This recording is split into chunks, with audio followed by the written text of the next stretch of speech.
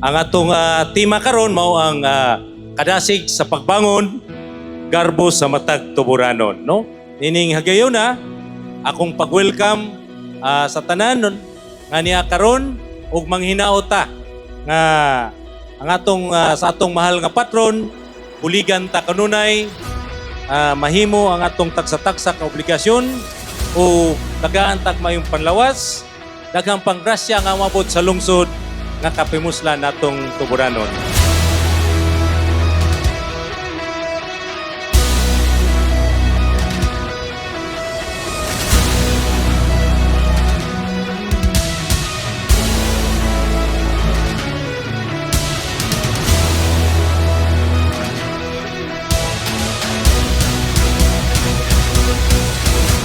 She's got a smile that it seems to me reminds me of childhood memories when everything was as fresh as the bright blue skies.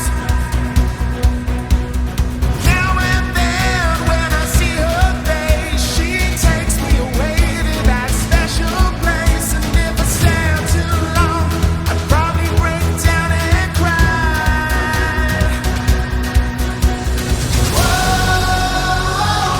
Sweet child of mine.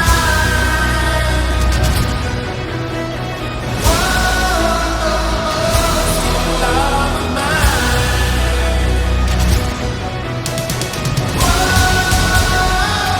Sweet child of